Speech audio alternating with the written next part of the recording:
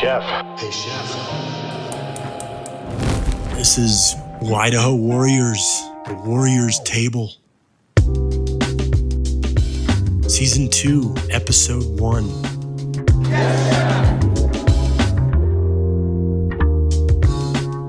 Chef, there are people about to speak on this podcast. People who have watched something happen to me, and I did not have a language to describe it at the time. I did not have the courage to admit it, or even have the awareness to see it. And before they sit down at this mic, I need to tell you something. I don't know what they're going to say. I have not pre-screened it. I have not asked them to soften it. I've not told them which version of the story to tell. You see, Chef, this is not a podcast about me anymore. This is a podcast about what other people saw when I was the last person who could see it. So welcome to Season 2. In Season 1, you got my version. The disappearance, the collapse, the funeral of myself, the little yellow church, the wilderness, the rebuild. And all of that was true, every word of it. But here's what I've been sitting with for the last 6 months, and what finally made me pick up the microphone for this season. My version is just my version. I was inside the kitchen. I was the kitchen. And no one running a line has accurate information about how far the smoke has traveled or who else is breathing it. There were people standing at the edges of my life, working alongside me, sitting across from me at coffee, watching me from the next kitchen over, who could see the whole line from the outside. That's what they saw. It's not what I felt. The chef who is burning out cannot see the smoke. He can only feel the heat. And by the time he feels the heat, the people standing behind him on that line have been watching him burn for months.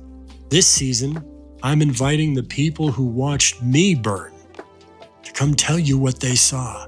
Chef, I want to be careful here. I'm not going to flatten the people coming on this season into a lineup. Each of them gets their own episode, their own time, their own honest sit down. And here's what's different about how we're going to do it. Each witness will tell the truth in a different room.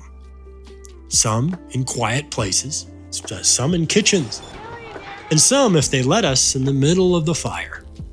That's the deal. This is what this season is actually about. There were 2 disappearances of myself, Chef. September 2023 and January of 2024. 2 times I vanished, and the people in this season were there for one or both of them. They watched me walk into a room I had built for other people and not feel welcome in it. They watched me stand in conversations where everyone around me spoke a language I no longer understood. And they watched me hold on, white-knuckled, to a dream that had quietly become the thing that was destroying me. They saw all of that, and I did not. This season, each one of them is going to sit down and tell you what they saw, their truth, in their own words, unedited. I'm not going to tell you who is coming or what they are going to say. That is the whole point. What I will tell you is this. Everyone who sits down at this table is here because they choose to be. Let me say something plainly, without running it through a PR filter. Chefs are 1.4 times more likely to die by suicide than workers in any other industry. 1.4 times. That's not a statistic I read in the textbook. That's a number I felt in my body, in my marrow, because I almost became it. You want the sources, Chef? Please reach out. I'll send to you every study I have, every report, every number, because I'm not willing to leave this unverified. And neither should you. Chef, I contemplated suicide. And if you're listening right now, and if you've had the same thought, even once, even briefly, I need you to know something. You are not broken. You are not weak. You are not a liability. You are a warrior who hasn't found his table yet. This is your table, Chef. I'm going to tell you about the misfits, the chefs battling alcohol, the ones who have traded their whites for metamorphine or opioids, trying to keep up, trying to numb out, trying to survive a profession that glorifies suffering and calls it passion. I've talked to chefs in stage 3 and stage 4 cancer. Some are still working the line because the kitchen is the only identity they've ever known. Those people light a fire in me I cannot explain in polite language. Our industry is sick, not broken beyond repair, sick, which means it can heal. Which means you can heal. Let me be honest with you about something, Chef. I'm fired up about this season. Not because I have it figured out, because I don't. There are things I don't know about how I appeared to people. There are conversations I had at peak burnout that the other person remembers, and I do not. I do not get to control what they say. That was the deal I made with myself before I asked them to sit down. Perhaps someone will remember a moment I refused to hear them. They may be right. I was refusing to hear most things back then. Perhaps someone saw something coming along before I did. They're probably right too. Perhaps there was a gap between my preaching and my practicing that was much wider than I wanted to admit.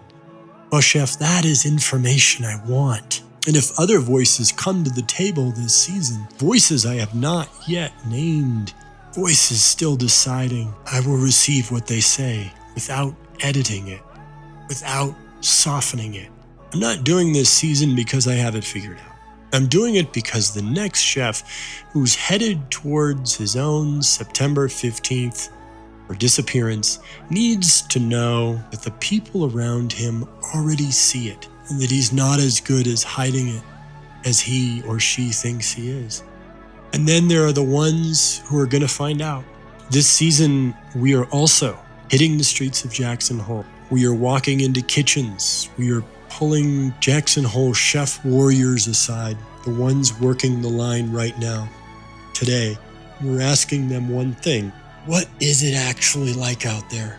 Their stories, their concerns, their truth, unfiltered, unscheduled, unpolished. No green room, no prep call, just a chef and a microphone and whatever they've been carrying. This is what season 2 is. And the witnesses chose to sit down. And the warriors we find on the line and in their own restaurants. Here's what I need from you before the next episode. Ask yourself one question. Who is the person standing at the edges of your life right now who already sees what you are not ready to see in yourself? You do not have to call them. You do not have to confess anything. You do not have to do anything except name them. Because the moment you can name your witness, something shifts. You stop being invisible to yourself. That, chef, is the beginning of season 2 for you. One last thing, we have the knife check assessment. 30 minutes, no judgment, shows you exactly where your blade has gone dull. Take it this week, chef. Episode 2 drops soon. The first witness takes the stand. What he saw, I had been hiding in plain sight. You don't want to miss what he saw. All right, chef. Tickets are coming in. Time's up. Have a blessed day, chef.